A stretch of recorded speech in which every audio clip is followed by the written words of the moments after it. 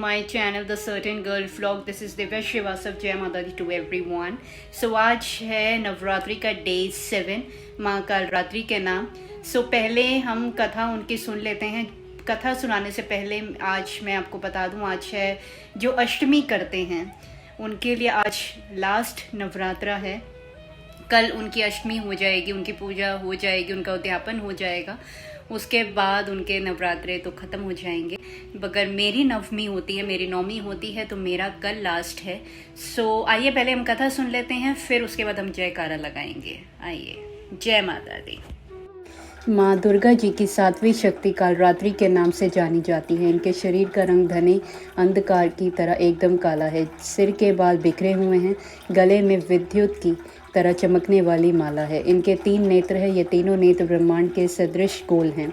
इनसे विद्युत के समान चमकीली किरणें निःसृत होती रहती हैं. इनकी नासिका के श्वास प्रश्वास से अग्नि के भयंकर ज्वालाएं निकलती रहती हैं. इनका वाहन गर्दभ गदा है. ऊपर उठे हुए दाहिने हाथ की वर मुद्रा से सभी को वर प्रदान करती हैं. दाहिनी तरफ का नीचे वाला हाथ अभय मुद्रा में है.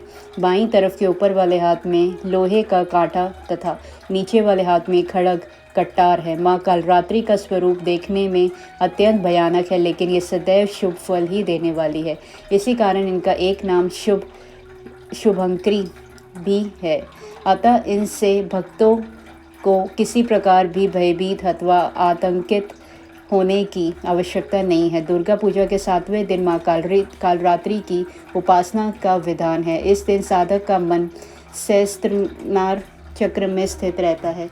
उसके लिए ब्रह्मांड की समस्त सिद्धियों का द्वार खुलने लगता है. इस चक्र में स्थित साधक का मन पूर्णतः माँ कालरात्रि के स्वरूप में अवस्थित रहता है. उनके साक्षात्कार से मिलने वाले पुण्य का वह भागी हो जाता है. उसके समस्त पापों विघ्नों का नाश हो जाता है. उससे अक्षय पुण्य लोकों की प्राप्ति होती है. माँ कालरात्रि दुष्टों का विनाश करने वाली हैं. दानव दैत्य राक्षस भूत प्रेत आदि इनके स्मरण मात्र से ही भयभीत होकर भाग जाते हैं. ये ग्रह बाधाओं को भी दूर करने वाली हैं.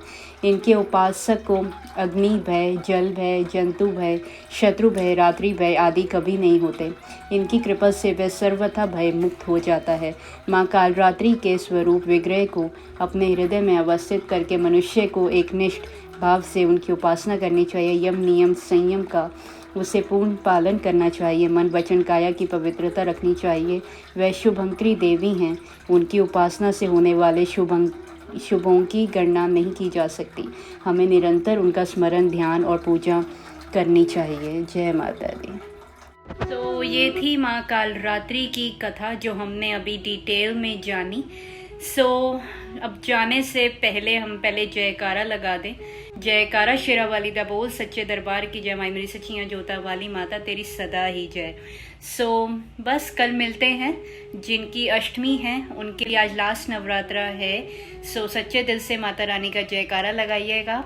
कल वो आपके घर से तो प्रस्थान कर जाएंगी, और वैसे आपके घर में हमेशा वो बैठी रहें, हमेशा उनका एक स्वरूप बैठा रहे, अपना आशीर्वाद देता रहे.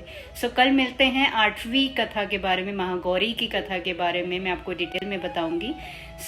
Till then please do subscribe my channel as much as you can, जिससे मेरी फैमिली ज़्यादा से ज़्यादा बढ़ सके, उनसे मैं बातें कर सकूं. Till then bye bye. Take care of your health in this pandemic situation as much as you can. जितना ज़रूरी है उतना ही बाहर जाएं. Till then bye bye. Take care. जय माता दी.